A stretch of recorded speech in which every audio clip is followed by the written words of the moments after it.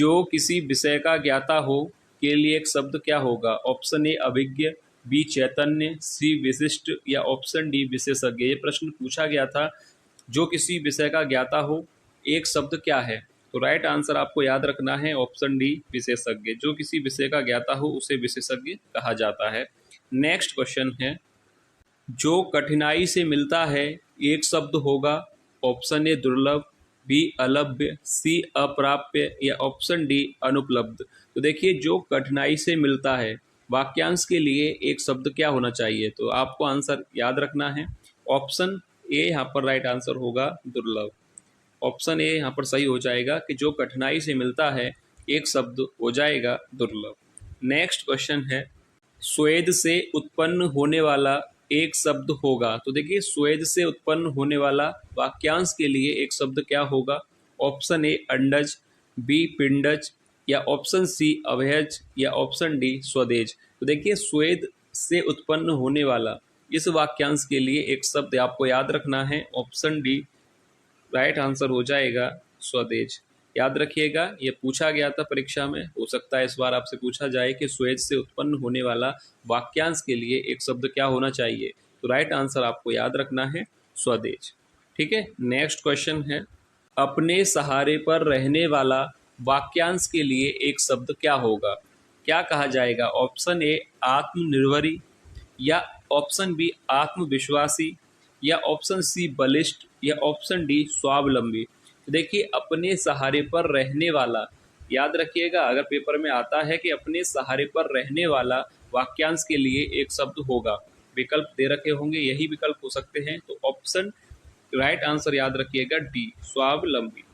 अपने सहारे पर रहने वाला के लिए एक शब्द होगा स्वावलंबी। नेक्स्ट क्वेश्चन है, जो तोला जा सके के लिए एक शब्द क्या होगा? ऑप्शन ए परिमेय, बी अपरिमेय या ऑप्शन सी अनुमेय या ऑप्शन डी परिमेय। तो देखिए, जो तोला जा सके, जो तोला जा सके वाक्यांश के लिए एक शब्द होता है परिमेय। ऑप्शन डी राइट आंसर हो जाएगा। ऑप्शन ए गलत होगा, परिमेय नहीं होगा। परिमेय किसके लिए होता है ये भी मैं आपको बता दूं कि जो प्रमाण से सिद्ध हो सके वाक्यांश के लिए एक शब्द क्या होगा? तो राइट आंसर होता है परिमेय। और जो तोला जा सके, जो मापा जा सके, उसके लिए एक शब्द होता है परिमेय। ठीक है, याद रखिएगा, परिमेय जो प्रमाण से सिद्ध हो सके और परिमेय जिसे तोला या मापा जा सके। तो दोनों क्लियर है आपको। नेक्स्ट क्वेश्चन देखते हैं, सब कुछ जानने वाला के लिए एक शब्द क्या होगा?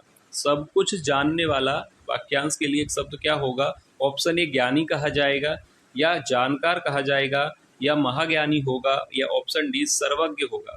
तो देखिए, सब कुछ जानने वाले वाक्यांश के लिए एक शब्द याद रखिए सर्वज्ञ होगा। ऑप्शन डी राइट आंसर हो जाएगा।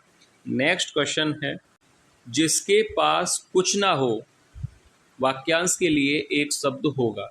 जिसके पास कुछ ना हो क्या कहा जाएगा उसको? ऑप्शन ए अक्षम कहा जाएगा या अनिकेत कहा जाएगा या असमर्थ कहा जाएगा या अंकिचन कहा जाएगा। परीक्षा वाला ही प्रश्न है, हो सकता है पूछा जाए। तो जिसके पास कुछ नहीं होता या जिसके पास कुछ ना हो वाक्यांश के लिए एक शब्द होता है अंकिचन, क्योंकि अंकिचन का अर्थ ही यही है कि जिसके पास कुछ ना हो। तो याद रखिएगा ऑप्शन डी अंकिचन राइट आंसर हो जाएगा। नेक्स्ट क्वेश्चन है, बहुत सी भाषाओं को जानने वाला वाक्यांश के लिए एक शब्द क्या होगा? ऑप्शन ए बहुभाषा भाषी या ऑप्शन बी दुभाषिया या ऑप्शन सी बहुभाषिया या ऑप्शन डी बहुभाषाविद। तो देखिए, बहुत सी भाषाओं को जानने वाला वाक्यांश के लिए एक शब्द होता है ऑप्शन डी बहुभाषाविद। याद रखिएगा ऑप्शन डी राइट आंसर हो जाएगा। नेक्स्ट क्वेश्चन है, बढ़ा चढ़ाकर कहना के लिए एक शब्द है। बढ़ा चढ़ाकर कहना के लिए एक शब्द क्या होगा? ऑप्शन ए अतिवादी, बी अतिशय, सी अत्यंत या ऑप्शन डी अतिशयोक्ति। तो देखिए, बढ़ा चढ़ाकर कहना, आपने पढ़ा होगा अतिशयोक्ति अलंकार के बारे में, जहाँ पर किसी बात को बढ़ा चढ़ाकर कहा जाता है वहाँ पर अतिशयोक्ति अलंकार होता है। तो बढ़ा चढ़ाकर कहना वाक्य के लिए एक शब्द क्या होगा? तो राइट आंसर हो जाएगा ऑप्शन डी अतिशयोक्ति। ऑप्शन डी यहाँ पर राइट आंसर हो जाएगा। नेक्स्ट क्वेश्चन है, बहुत बोलने वाला के लिए एक शब्द होगा। ऑप्शन ए मूर्ख, बी बाचाल, सी घमंडी या ऑप्शन डी सदाचारी। तो देखिए, जो बहुत बोलता है या बहुत बोलने वाला है के लिए एक शब्द याद रखिएगा, कहा जाता है उसे बाचाल। ऑप्शन बी राइट आंसर हो जाएगा। और सभी प्रश्न पेपर के ही प्रश्न हैं, तो यहाँ पर कोई प्रश्न सरल है तो कोई कठिन है। ठीक है, तो ये प्रश्न पेपर के ही हैं, तो आप लोग इनको अच्छी तरह से देखिएगा, क्योंकि हो सकता है आपके पेपर में कोई प्रश्न आपसे पूछा जाए। तो देखिए, नेक्स्ट क्वेश्चन देखते हैं। जानने की इच्छा रखने वाला के लिए एक शब्द होगा। जानने की इच्छा रखने वाला वाक्यांश के लिए एक शब्द क्या होता है? ऑप्शन ए जिजीविषा, बी जिज्ञासु, सी जिज्ञासा या डी ज्ञातज्ञ। तो राइट आंसर क्या होना चाहिए यहाँ पर कि जानने की इच्छा रखने वाला क्या कहलाता है? जिज्ञासु। ऑप्शन बी राइट आंसर हो जाएगा। ये पहले भी करा चुका हूँ। जानने की इच्छा रखने वाला जिज्ञासु कहलाता है और जानने की इच्छा जिज्ञासा कहलाती है। ये दोनों याद रखिएगा, अलग अलग है। जानने की इच्छा रखने वाला जिज्ञासु और जानने की इच्छा कहलाती है जिज्ञासा। नेक्स्ट क्वेश्चन है, जिसे बुढ़ापा ना आए वाक्यांश के लिए एक शब्द क्या होगा? ऑप्शन ए निर्झर, बी निर्जर, सी अजर या ऑप्शन डी अमर। तो राइट आंसर यहाँ पर क्या होना चाहिए कि जिससे बुढ़ापा ना आए? तो राइट आंसर होगा ऑप्शन सी अजर। ऑप्शन सी राइट आंसर हो जाएगा।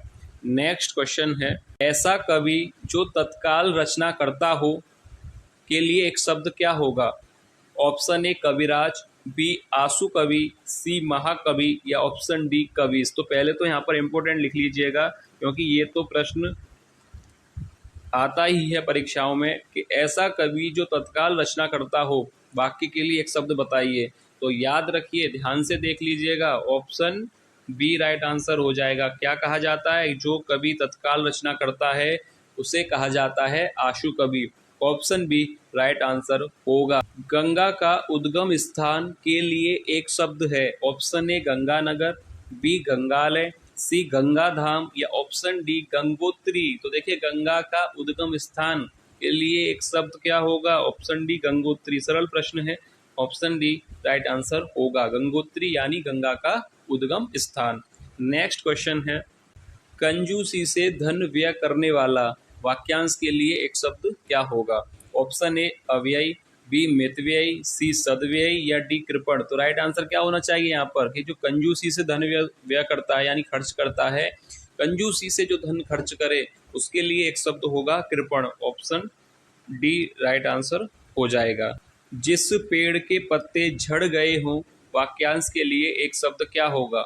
ऑप्शन ए पत्रहीन, बी अपर्णा, सी प्रपर्ण या ऑप्शन डी अपत। तो राइट आंसर क्या होगा इस वाक्यांश के लिए कि जिस पेड़ के पत्ते झड़ गए हो के लिए एक शब्द होता है अपत। अपत का अर्थ ही होता है कि जिस पेड़ के पत्ते झड़ जाएं उसे अपत कहा जाता है। तो ऑप्शन डी राइट आंसर होगा। जो कम खर्च करने वाला हो के लिए एक शब्द क्या होगा? क्या कहा जाएगा उसे? अव्ययी, बी मितव्ययी, सी सदव्ययी या डी कृपण। तो राइट आंसर यहाँ पर क्या होना चाहिए कि जो कम खर्च करता है या जो कम खर्च करने वाला है। तो राइट आंसर होगा ऑप्शन बी मितव्ययी। मितव्ययी का अर्थ क्या होगा कि जो कम खर्च करता है, जो कम खर्च करने वाला हो। तो ऑप्शन बी मितव्ययी राइट आंसर हो जाएगा। नेक्स्ट क्वेश्चन है, विष्णु की आराधना करने वाला, विष्णु की आराधना करने वाला क्या कहलाएगा या इसके लिए एक शब्द क्या होगा? ऑप्शन ए शैव, बी शक्त, सी जैन या डी वैष्णव। तो सरल प्रश्न है, ऑप्शन डी राइट आंसर हो जाएगा वैष्णव। विष्णु जी की आराधना करने वाला के लिए एक शब्द क्या होगा? वैष्णव। ऑप्शन डी राइट आंसर हो जाएगा। नेक्स्ट क्वेश्चन है, जिस पर हमला ना किया गया हो के लिए एक शब्द क्या होगा? ऑप्शन ए आक्रांता, बी आक्रामक, सी अयोध्या या डी अनाक्रांत। तो राइट आंसर क्या होगा? जिस पर हमला ना किया गया हो वाक्यांश के लिए एक शब्द होता है। यहाँ पर ध्यान दीजिएगा, हमला न, क्योंकि अलग प्रश्न हो सकता है।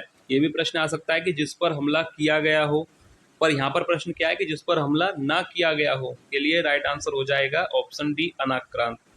ऑप्शन डी राइट आंसर होगा। जो हमेशा रहने वाला है के लिए एक शब्द क्या होगा? तो देखिए, ऑप्शन दिए गए हैं अनवरत, बी ऑप्शन बी है कि अप्रतिहत, सी है आजीवक या डी है शाश्वत। तो राइट आंसर क्या होना चाहिए? जो हमेशा रहने वाला है या जो हमेशा रहता है, के लिए राइट आंसर होगा ऑप्शन डी शाश्वत। ये प्रश्न मैं पहले भी करा चुका हूँ, सरल प्रश्न है। जो हमेशा रहने वाला है के लिए एक शब्द होता है शाश्वत। तो ये था वीडियो का लास्ट प्रश्न। मैं आपको बता दूं कि आज की वीडियो में कुल प्रश्न जो लिए गए हैं वह हैं 20, और यहाँ पर आपको अपना कहें तो मार्क्स आपको बताने हैं कि इस पेपर में आपके कितने नंबर आए हैं, यानी कितने प्रश्न आपके सही गए हैं। 20 में से जितने भी आपके प्रश्न सही गए हैं कमेंट करके बताइएगा, जिससे अनुमान लगेगा कि आपकी तैयारी कैसी है।